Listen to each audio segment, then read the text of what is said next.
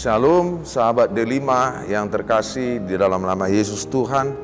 Firman Tuhan yang menyapa kita pada hari ini diambil dari kitab 2 Timotius 1 ayat 9. Beginilah firman Tuhan.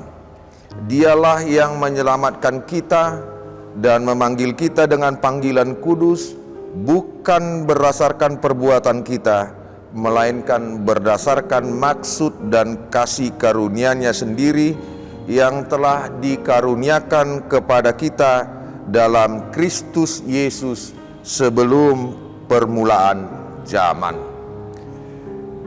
Sahabat Delima yang dikasihi Yesus Kristus Tuhan, seseorang yang dipanggil untuk bekerja tentu sudah melewati seleksi, dan sebelum bekerja orang tersebut telah dibekali dan dilatih agar bisa mengerjakan tugas-tugas yang diberikan kepadanya.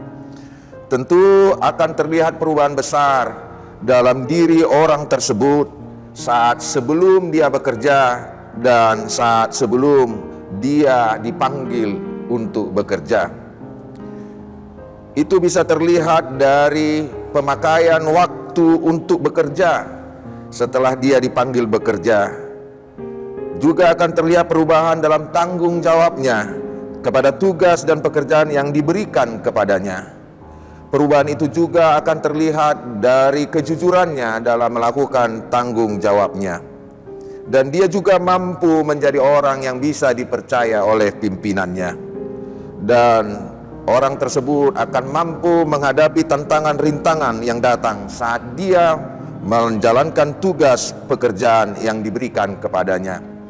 Saudara-saudara yang terkasih dalam Yesus Kristus, kita sebagai orang Kristen dipanggil Tuhan Yesus untuk menjadi pengikutnya di tengah-tengah dunia ini. Kita dipanggil bukan karena perbuatan kita yang hebat dan luar biasa di mata orang, tetapi kita dipanggil dari keberdosaan kita, ketidakberdayaan kita, kekurangan kita. Kita dipanggil dengan panggilan kudus setelah kita diperdamaikan dengan Allah Bapa dalam darah Tuhan Yesus Kristus yang mati di kayu salib. Itulah yang telah direncanakan dan telah dilakukan oleh Allah sebelum permulaan zaman. Saudara-saudara yang dikasihi Yesus Kristus, Tuhan memanggil aku dan engkau menjadi pengikut dan dibekali dengan kasih karunia-Nya agar kita mampu dan kuat menjadi pengikut-pengikut Kristus di tengah-tengah dunia ini. Dengan kasih karunia Allah, kita dimampukan untuk menyangkal diri kita.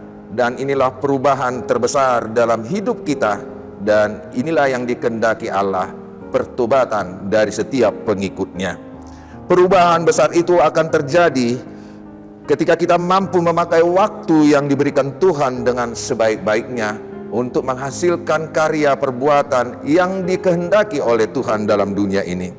Kita mampu menjadi orang yang jujur dan dapat dipercaya.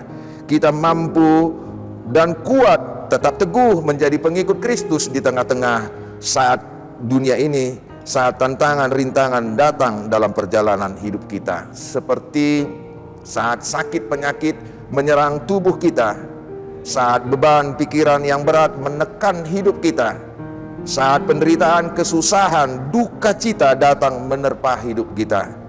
Kita akan tetap kuat dan teguh menjadi pengikut Kristus.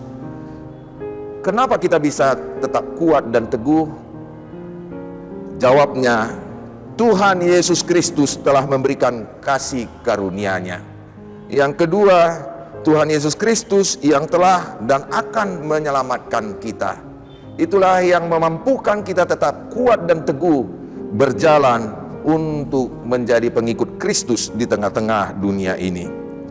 Selamat bekerja, Tuhan Yesus memberkati. Amin.